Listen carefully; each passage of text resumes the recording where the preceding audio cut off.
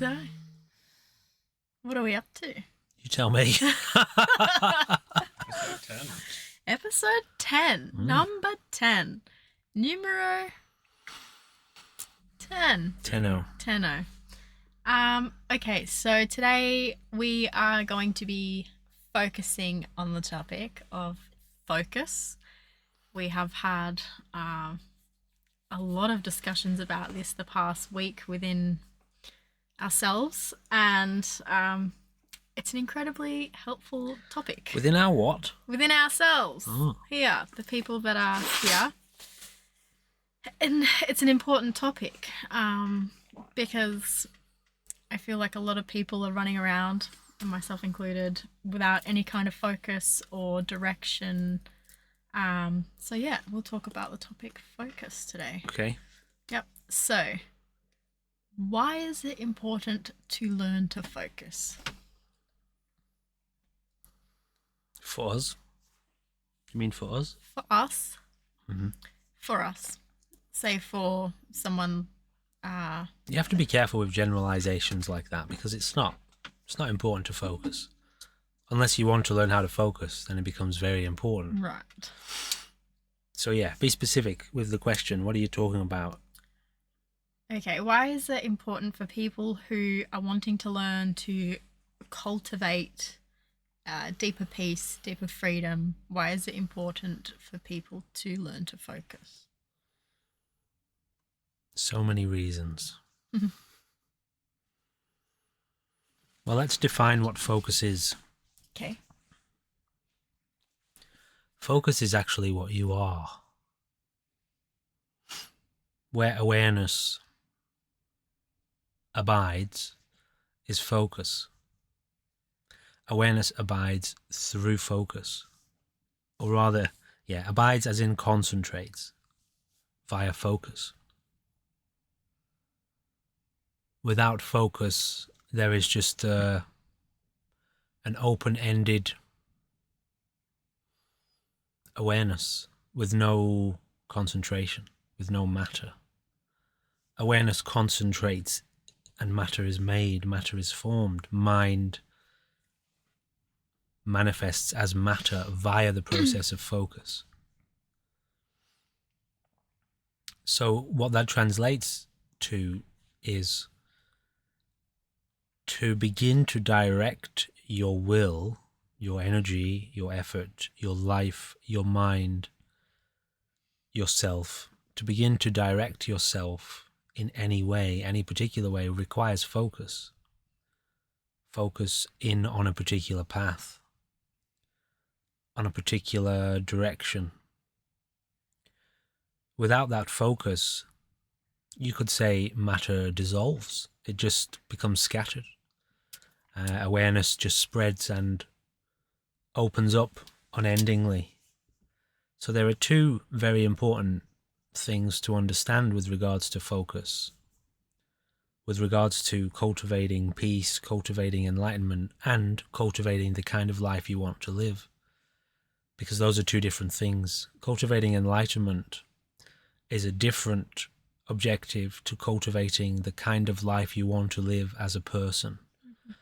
Because the enlightened state transcends the body, it transcends the thinking, it transcends emotion, it transcends relationship, it transcends matter.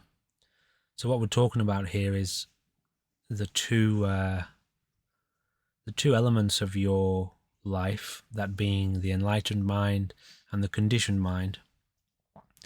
Enlightenment and conditioned experience.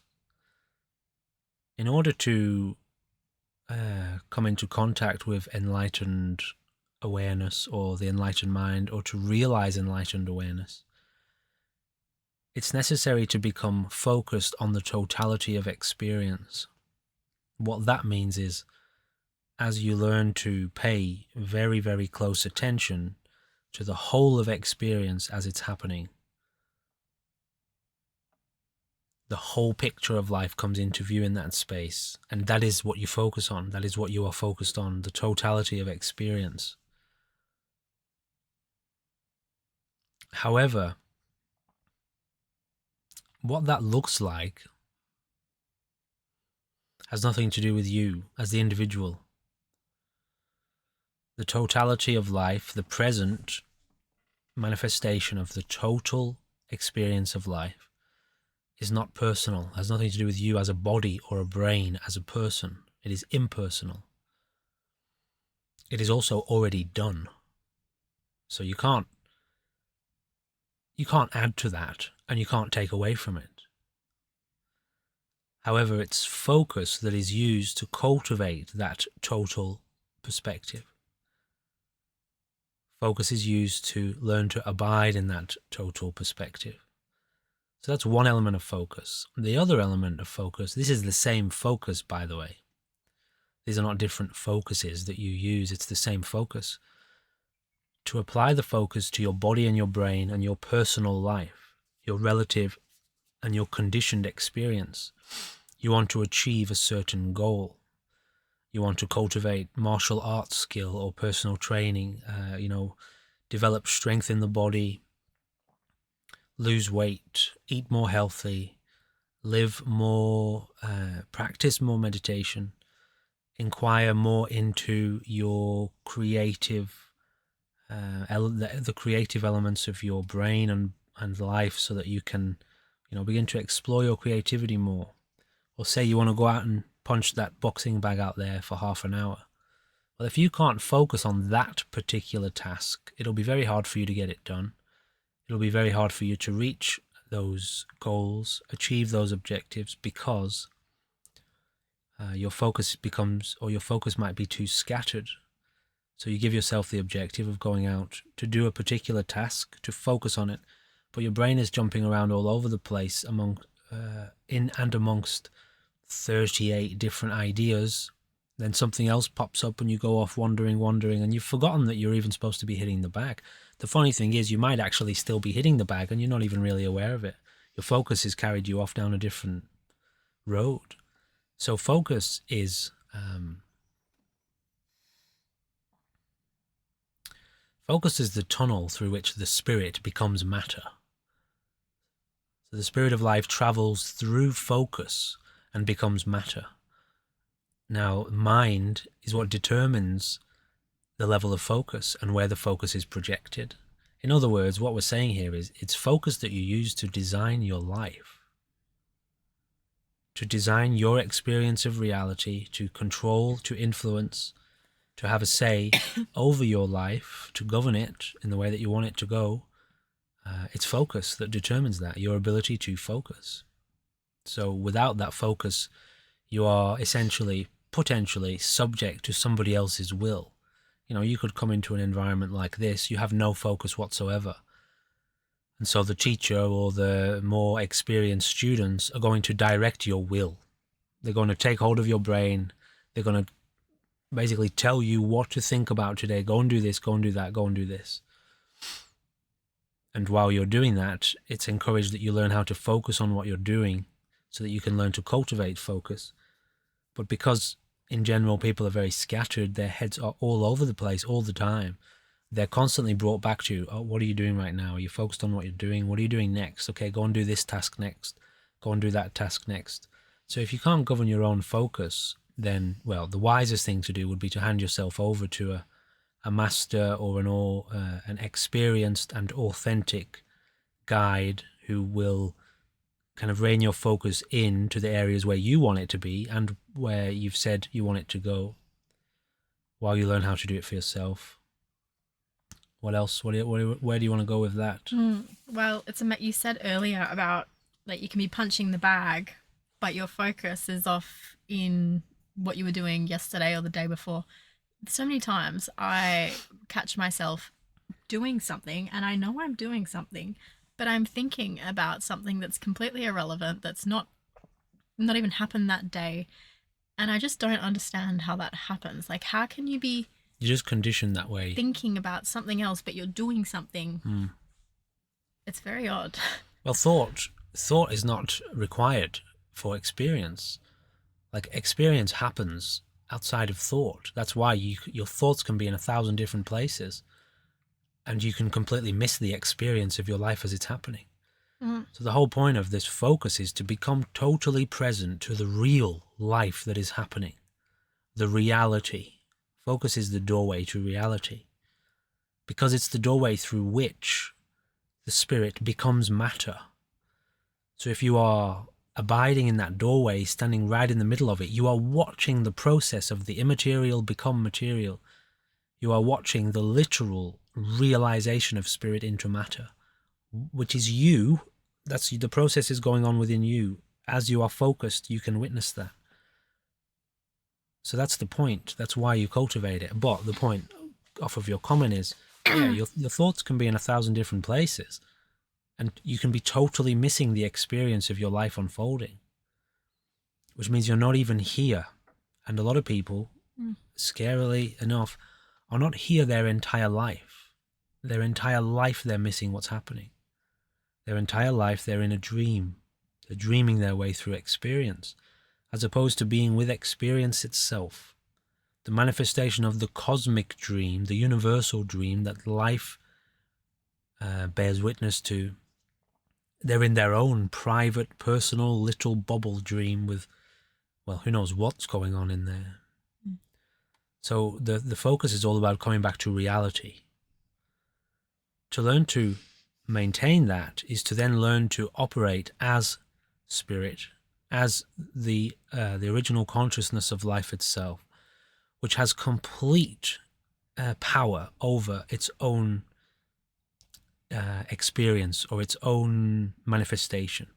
Essentially, it is totally self-mastered as to what kind of life it wants to experience and how it wants its energy to contact life and come into being and connect with the material world.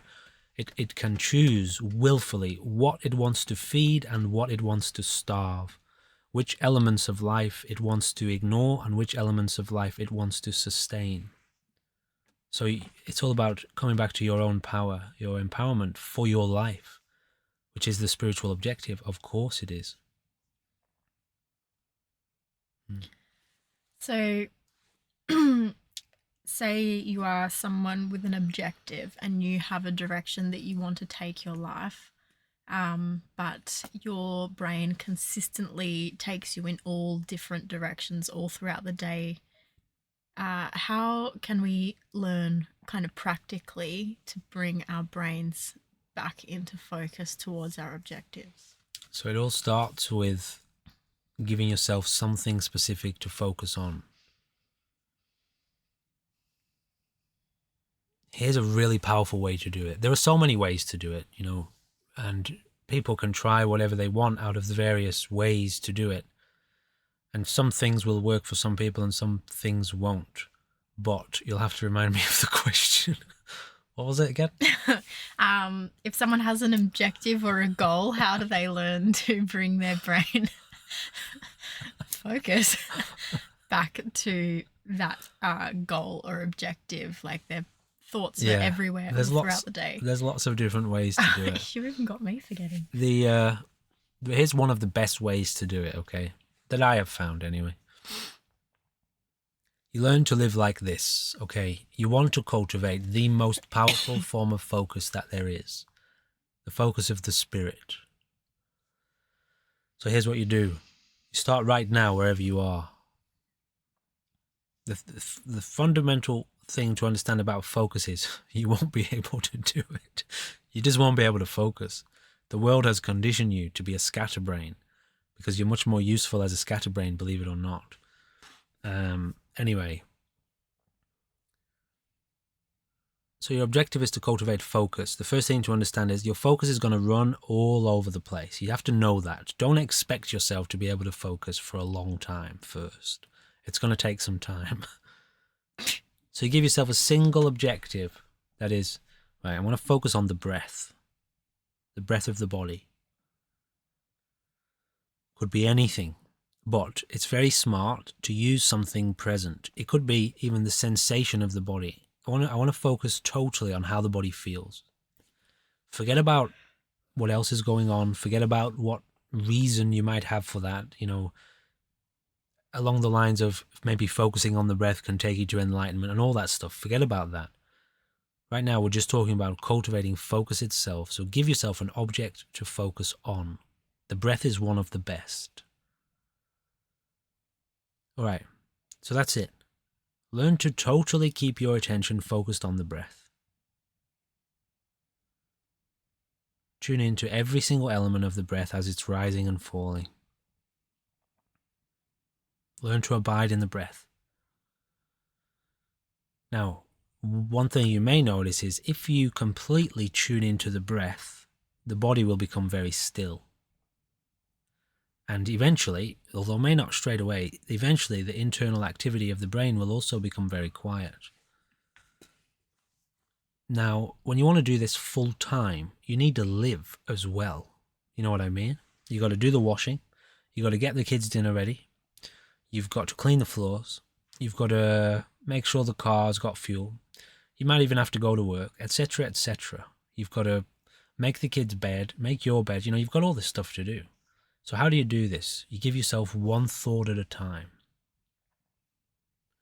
Right now, because there's nothing going on, I can completely focus in on the breath, cultivating a very powerful present focus. This is doing so many things for you, but without getting too much into that, really, for now, we're just trying to focus on the objective of cultivating focus. Once you have cultivated a strong focus, you can then learn to apply it in different ways. But first of all, you have to cultivate strong focus in order to be able to apply it later. So, focus in on the breath, tune into it deeply. Ignore every impulse that comes up except for whatever your next task is. Give yourself one objective. Okay, wherever you're sitting, what's the next thing you need to do? Okay, do you have to go and cook dinner? All right, then that's it. Leave it at that. Your focus now for the next however long it's going to take you to cook dinner, for 1 hour or 2 hours or whatever it is, your focus is to completely watch the breath and cook dinner, and that's it. Watch the breath and fully tune in. Don't let your focus deviate further than cooking dinner. What that means is you're going to be completely present with the breath and the experience of cooking the dinner. You're going to feel all of the knives, the utensils. You're going to smell all the food as it's cooking. You're going to feel it all. Fully tune into the experience of it. And what you're doing there is cultivating a very powerful and present focus. Some people might understand that to be mindfulness. And yes, it's connected. It's the same thing, really. So then what? Okay, well, your job is to abide by the breath all day long because that's your underlying focus. But then you've done the dinner. Now what? Wash the dishes. Okay, that's it. Single thought. Just one thought at a time. Focus in now on the body, the breath, and cook and doing the dishes. And learn to just discard everything else that your brain is going on about. It wants to run in 100 different directions. Ignore it. Don't try to stop that. Just don't follow it. Stay with the dishes, washing the dishes, feeling the experience of the hot water and the bubbles in the soap and everything you can see and everything you can feel there. Okay, the dishes are washed. What's next? Whatever's next, you tell me. Do you need to vacuum the floor? Okay, well then there's that thought. There's done. Now watch the breath and vacuum the floor and be totally immersed in that experience. So simultaneously you're cultivating focus, but you're also cultivating a very powerful present awareness, which is, without maybe going too deep into it, is obviously clearly connected to becoming very aware of what's happening, becoming very aware of the present moment in order to eventually witness, to identify the present spirit awareness itself, which doesn't suffer. That's disconnected from, it is not confined to suffering, let's just say it that way. So by cultivating powerful present focus on the dinner, the dishes, the vacuuming, you are aiding yourself to cultivate the kind of focus it takes to realize the distance between the spirit and the matter, the space which doesn't suffer, which isn't confined to the matter. It surrounds the matter. It's immaterial, immortal. It can't die. The unborn. So your focus is connected to that. And that's what we say, that's what we mean when we say focus is the gateway to realize the nature of the spirit of life.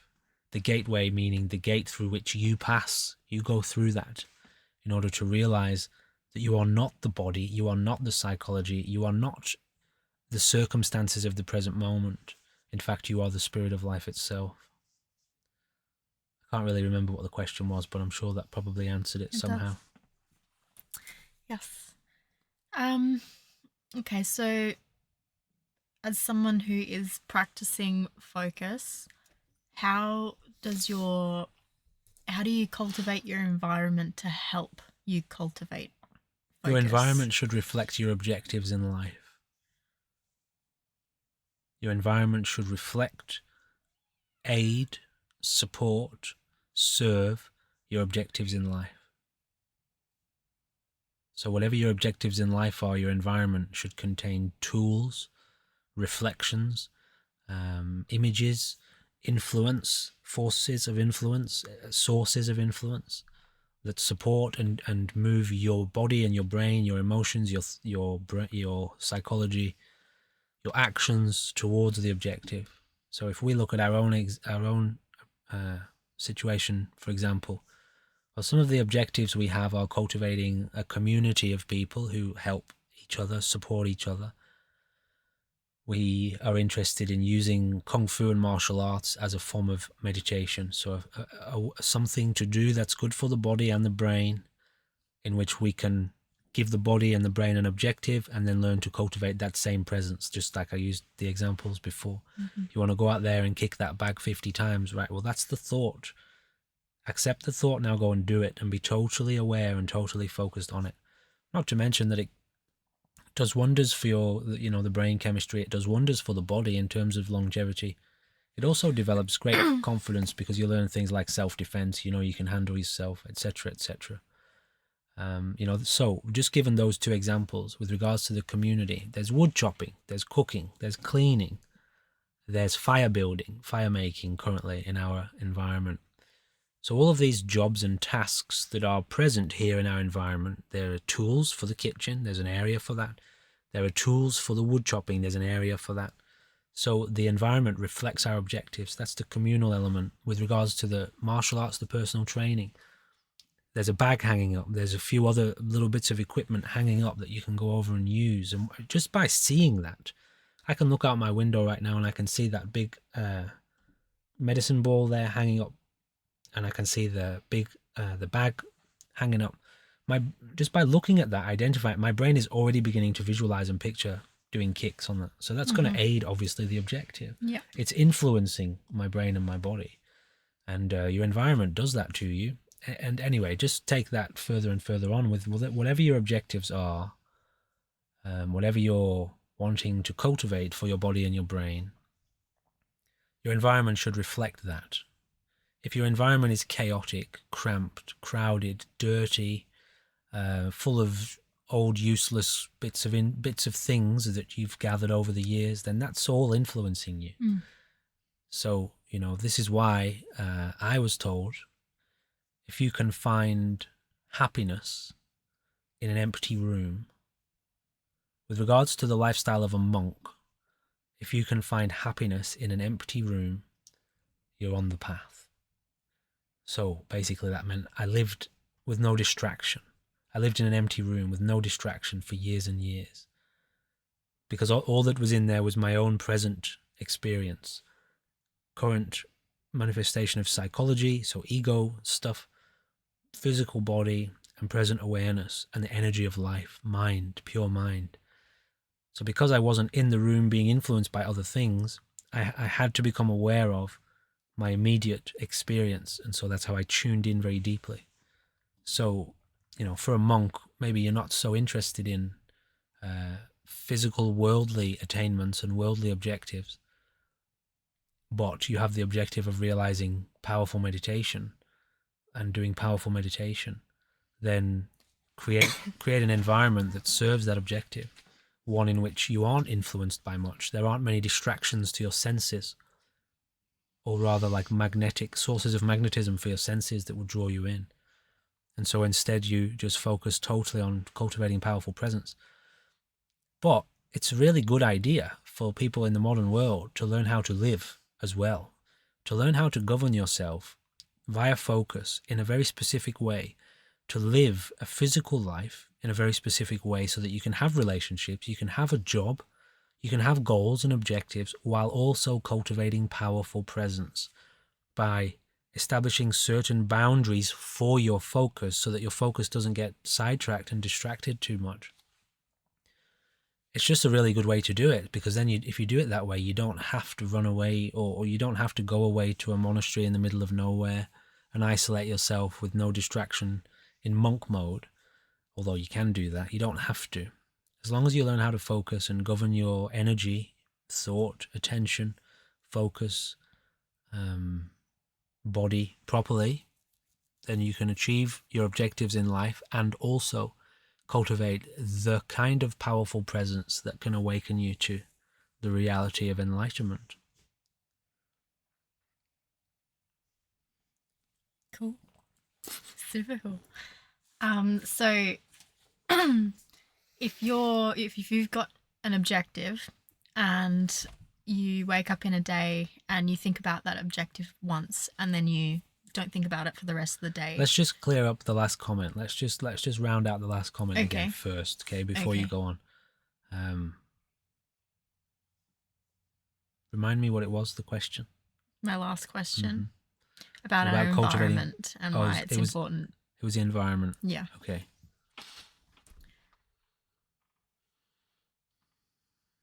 If you live in a bubble, and the walls of your bubble, the surface of the bubble is the limit of where your focus goes. Think of it like living in a sphere. Your sphere of influence. Have you heard that term before? Sphere of influence. Not really. Okay, so if you want to cultivate powerful presence, you want to become very, very direct, very here. The edge of your sphere of influence is as far as your senses can travel. Do you understand what I mean by that? Your senses create the boundaries of the sphere, how far you can see, how far you can hear. Right. And the things that touch you, the things that you smell, the things that you taste, although it's really focused in hearing and seeing, for the most part. So with regards to looking at things and hearing things, use those senses to influence what you want to be focused on. In other words, listen to the kind of things you want to be influenced by and look at the kind of things you want to be influenced by. If I can see those bags over there, I'm already encouraged to go and hit them, punch them, kick them, mess around with them. If I hear a podcast when I wake up, if I hear somebody else listening to a podcast by Thich Nhat Hanh, some meditation master who's talking about total awareness of the in-breath and the out-breath, then automatically my thoughts are influenced by that now. And there is more of an encouragement to begin to go that way, go towards that. So to create, very simply, use your environment to mold you. And you mold your environment to mold you. So there is this back and forth reciprocal energy. Those are the boundaries when we talk about the essential elements of control. Those are the boundaries that you erect for yourself to govern your life in the way you want it to go. Because society, the modern world, is full of insane influence. Literally. There is so much insane influence in the world, in life. And that's helpful, that's useful to some forces in life, you know. The way that society is governed is very, very profitable for some people, and they enjoy that, and that's what they want to focus on. They love profit. That's the way they want to go. So if you can keep people kind of satisfied temporarily with entertainments and immediate pleasures and satisfactions, and then you pay them to live that way, if they're interested in profit too, people will lap that up. So if you want to go beyond that, you got to take control of your own life. Nobody's going to do that for you. You could become religious, go and live at a monastery, some kind of environment where there's a religion there, where there are rules of the religion, and then the God or the Buddha or the head of that religion will tell you how to live. But if you're not going to go that way, you're on your own. You've got to pick it up yourself. You've got to govern your own thoughts, govern your own mind, govern your own environment, govern your own energy, design it. And you will be wise to do that from a place of spiritual connection.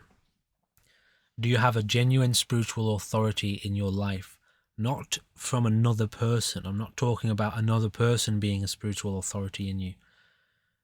Do you have a high spiritual mind or a high spiritual objective to reach that mind or that heightened position in life of the enlightened mind? To aspire towards the enlightened mind is your authority. If you have not contacted that, if you don't know what that is, if you do know what it is, then the enlightened mind is your authority, and that will rule your life.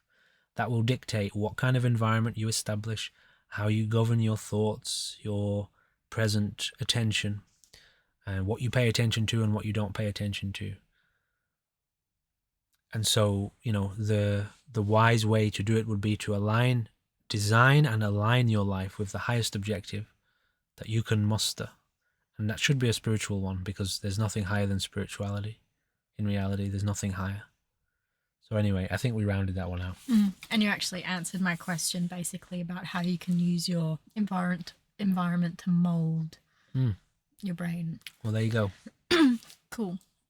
We were talking about something the other day, and you said that basically once you make a decision to do something and you really want to do that thing, the only thing that can get in the way of that is your ego. So how does our ego get in the way of our ability to focus? Doubt, fear, paranoia, just in general, distraction. Addiction? Yeah, essentially you're talking about movements of the psychology, that's all. So you have set an intention to reach a place, to get to a certain point. Let's say to get from A to B. Okay, well, it's a straight line to get there. From A to B, it's a straight line. So you start moving in that direction. Turn your entire psychology, emotion, attention, environment, make all of these elements come together, and the body, of course. The body has to start moving in order to go towards that point. As you're beginning to move in that direction, the only thing, well, not the only thing, but there are only a few things that could get in the way there. Fear, just distraction in general. Let's try and break them down a little bit more. So fear, maybe you start getting afraid as you go. Something comes up and it causes you to fear, or you might fear getting to the destination, or you might even fear leaving people behind from where you're trying to move from. So fear can get in the way, which is obviously an element of the ego. Just distraction, you might not have enough focus to stay on track, and your thoughts might start jumping around into different objectives. Maybe somebody else comes along and starts talking to you about something else you could be doing. For a day or two, you're hanging out with this person, and then, a few days later, you realize you haven't made any progress. So just a lack of focus can come up. Doubt, maybe you doubt your ability to get there. Maybe you doubt the reality of the objective. Whatever, a number of things can come up, and it's all related to the ego. Because if you set your intention in a direction, if you know what you are literally the spirit that manifests matter itself. The stuff that life is made out of, the stuff that life is made from. You made that. That's your creation. This matter of life is your creation. People talk about co-creation. There is no such thing as co-creation. You are the creator. Who are you going to co-create with? You're the only one. So, when you know that, who the hell's going to doubt you? Who are you going to doubt? You're going to doubt the creator of life itself? That makes no sense. It's a practical impossibility, a factual impossibility. Imagine if God doubted himself. Nothing would ever happen. Anyway, you have an objective. You set your intention on it. You move your life in that direction. and don't stop till you get there. And if you're wise, get other people to help you out. Other people who have the same objectives. Work together. Believe me, there's a build. Each time a new person comes on board with the same objective that you have, the universe doubles in power to achieve that goal, to get there. The universe doubles in power. You've now got 2 universes working together, 3 universes, 4 universes, all working on the same objective. And this is one of the things that's scary to people who are in positions of power. When people wake up, they wake up from the dream of being able to be controlled, feeling like they're powerless, feeling like they have no authority in their own life. They wake up from that lie. And so as those people begin to connect and wake up together, the so-called authorities of the material life lose their power over those people. And that's where things get scary for them, not for you. Not for you if you're waking up.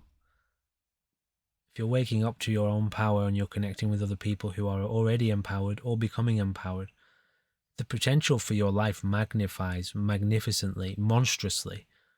Every day that you wake up more, every day that you tap into your own power, the power of just your own body, your own mind, your own life, the power of you,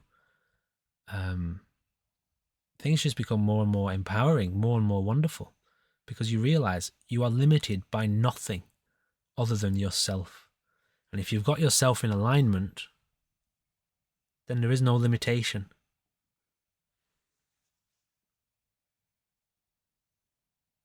So do whatever you want with that. Maybe it's wise to say something though, because you want to make sure you're not being led by ego. Do you know what I mean? Mm-hmm. So the whole point of this is for ego to serve the spirit. People get this very, very wrong. So it's very wise to just tune in very deeply to what we're about to talk about here, because people are corrupting the reality of spiritual manifestation, and they are turning it towards egotistical material pursuits. Bigger houses, bigger cars. Right. Okay, so what happens there is all of the energy of life, which is accessible totally via and by the individual and through the individual, because that's what they are. All of that energy of life gets totally directed towards material objective and becomes completely confined to that material pursuit. We have been convinced and programmed to believe that if we live that way, it will make us happy when we get there. Mm-hmm. And so what happens is we chase the material pursuit, the material experience, and it does make us happy very temporarily. And then the same old cycle of depression and unhappiness comes in, because now we have no objective, so we give ourselves another one. And we then chase that, and we get a little bit of a temporary happiness. And so people get trapped in this cycle of material pursuits in order to chase temporary happiness. Now that is the spirit of life serving the matter. In terms of a symbolism, that's an inverted pentagram, where the matter of life is ruling above the spirit, also known as a satanic symbol. However, when you know the nature of the spirit, and you know that the original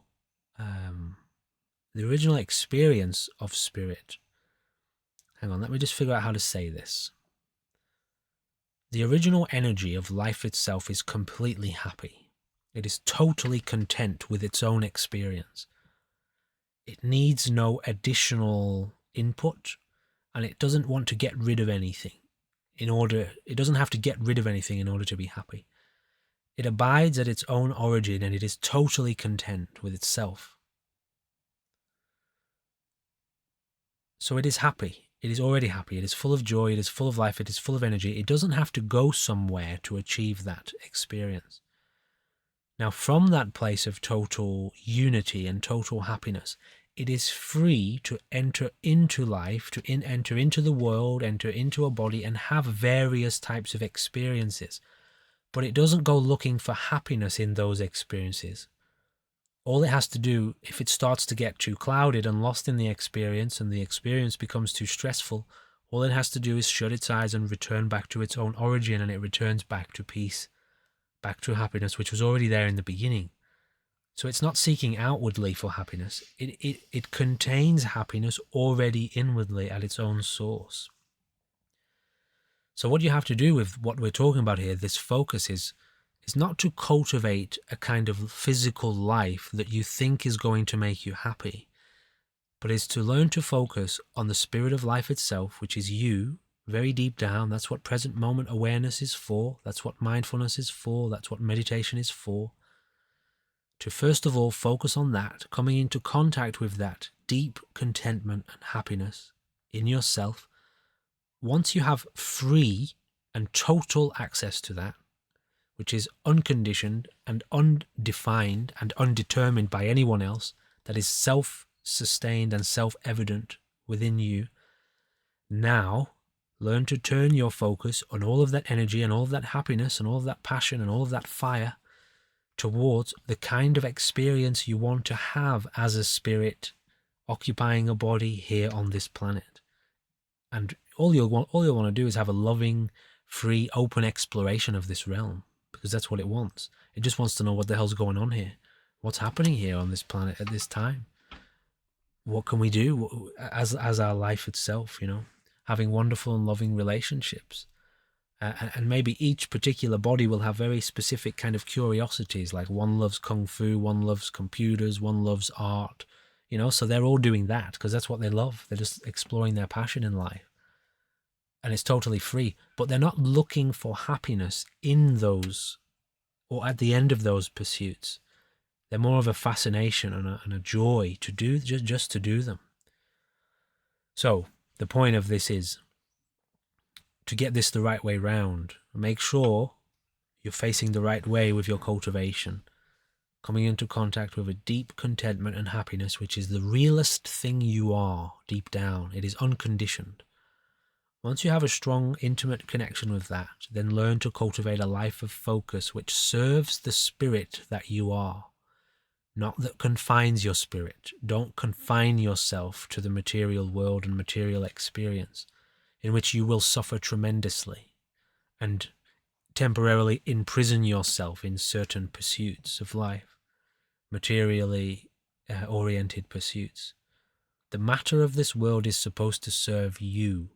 And without going too deep into it, there are many forces within the current model of economy of society that have got that completely the wrong way round and think that you're here to serve them, that you're here to serve their rules and their legislations and their administrations. Well, get fucked. That's the wrong way. No, it's inappropriate. That's not the right way to go with this. It's supposed to be the other way around. The material elements of this life are supposed to serve the freedom of the spirit. So anyway, we don't need to go too much into that, but to just be aware that there are very many elements of this modern economy that have got this picture completely the wrong way around, and it's why they become putrid, grasping, controlling, egomaniac sociopaths trying to rule everybody's life and dominate them with legislation, because they're facing the wrong way. Mm-hmm. They're facing backwards. They're facing the opposite direction to reality. And obviously that's the opposite direction to us. Mm-hmm. So anyway, maybe that was worth a mention. Maybe it wasn't. It definitely was worth a mention. I think a lot of people potentially online do get sucked into that trap of manifestation, and they use it simply for these material goals. They're going the same wrong way as everybody else. Yep. Yes. Towards lies, not towards truth. In reality, there is nowhere to go. You have nowhere to go. There is nothing to chase. You're already everywhere present. And if you can abide there, everywhere present, your life is done. Complete. Absolutely complete at its core. It's not a case of trying to fill it up and make it complete from that place. It's already complete, and all you want to do is share and explore the completeness. It's complete and free in that exploration. It's already done. It's done. However, everybody else is feeling empty and incomplete and feeling like they need to fill it up. by chasing material experience and material possession. So anyway, it's the wrong way round. Facing backwards, we used to call that. Mm-hmm. I guess you could still call it that. Facing backwards. Well, What was the whole reason you wanted to bring up focus? What are you trying to convey? What are you exploring and learning in your own life at the moment from the training that you're doing here and the way that your life is being focused?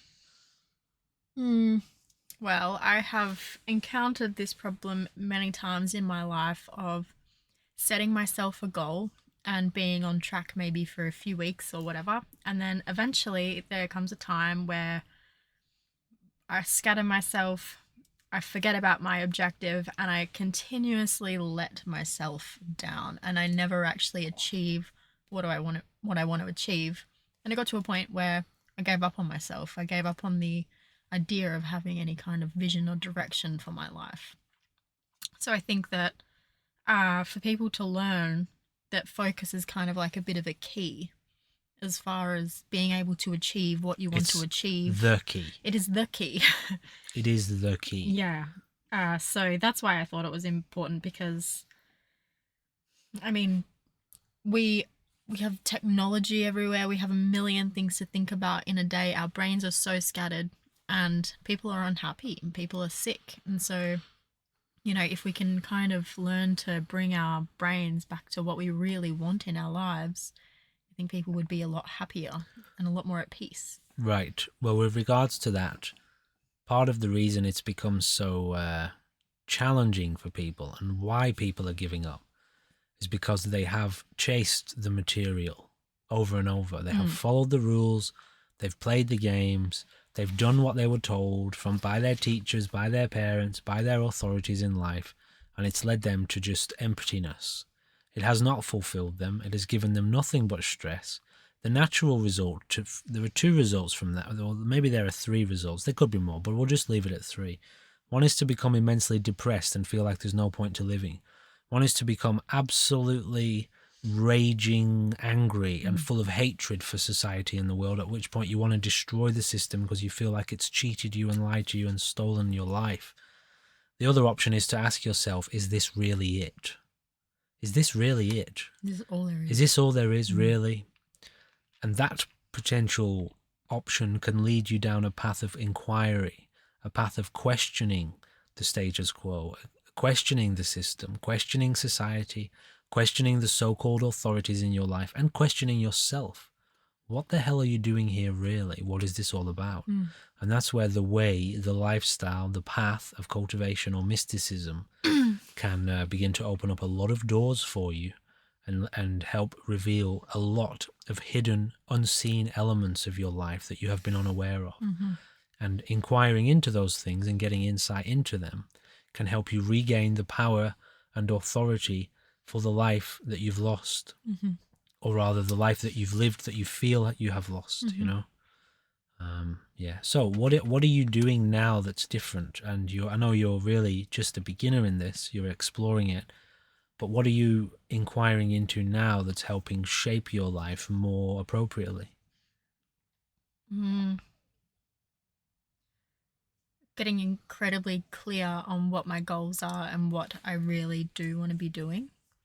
And giving my brain as little as possible wiggle room as far as those goals and objectives. So being extremely clear and specific on what they are so that my brain can't deviate.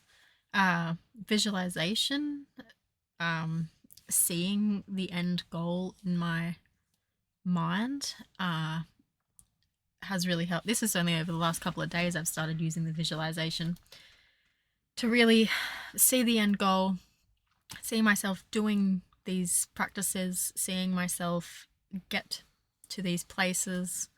And yeah, your brain just really takes that on once you start to kind of believe it, see it and believe it and give it energy and focus. So it's, again, just very important to once again reiterate that these are not just banal, I think that's the word, material pursuits. So because you live, our method of cultivation is one where we're not going to just retreat from the world. We're not going to retreat from all responsibility. We're not just going to leave our families behind. We're not just going to leave everything behind and go and live in a cave and learn to meditate. That's not what we do. There are elements of that where we go on retreat from everyone and everything. But we want a full acknowledgement of our life here, which means every element of the human, every element of human relationship, every element of human experience, including social responsibility, environmental responsibility, government, self-government, etc., community, So to make sure that we're not just self-seeking in our focus, and what we are focusing our life into is not just personal self-seeking.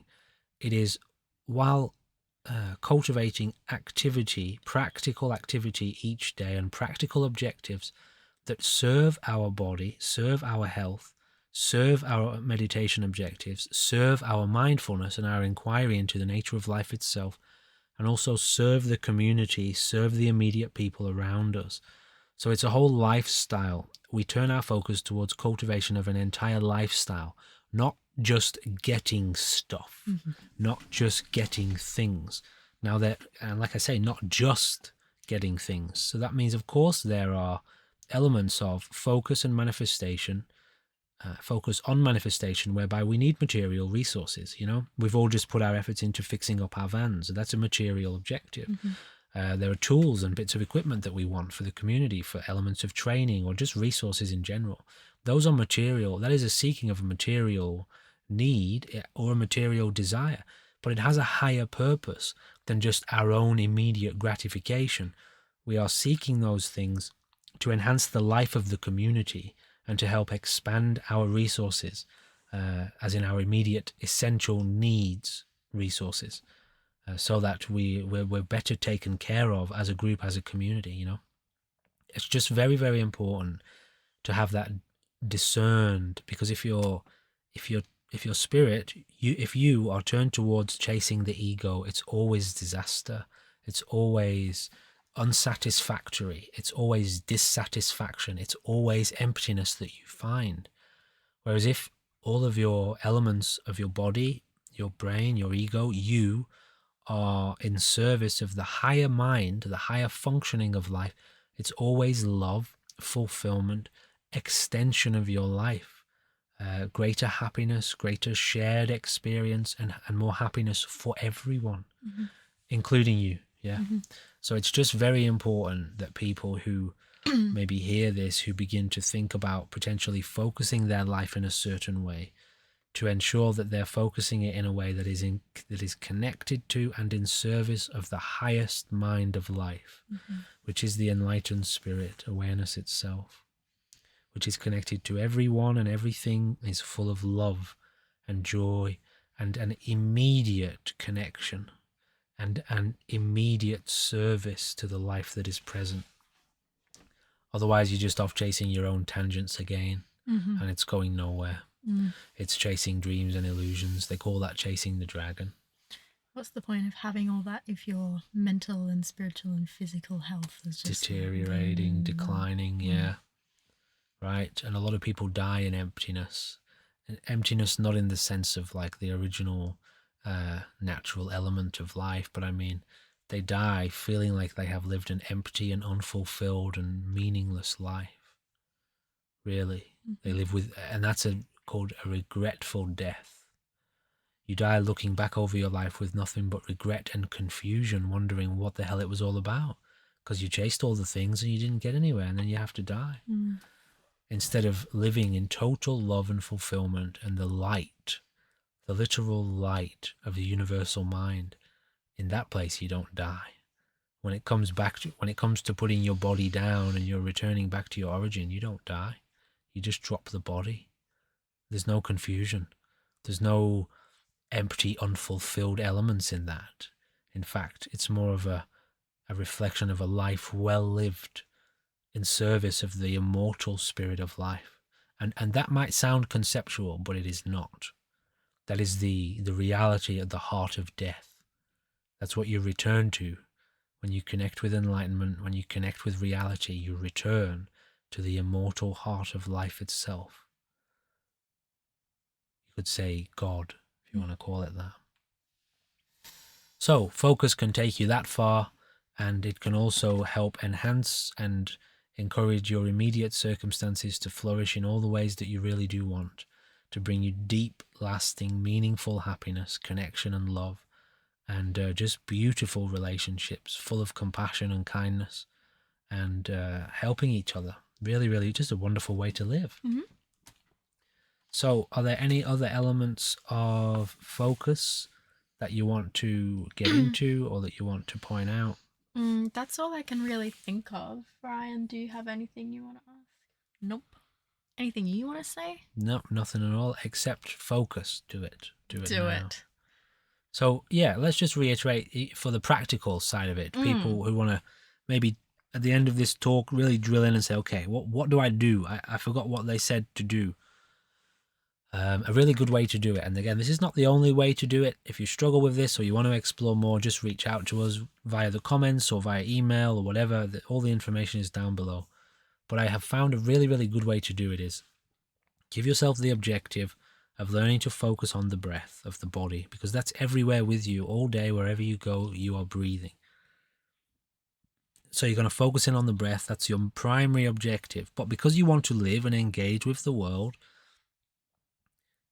it is a case of living with the breath and doing what comes next.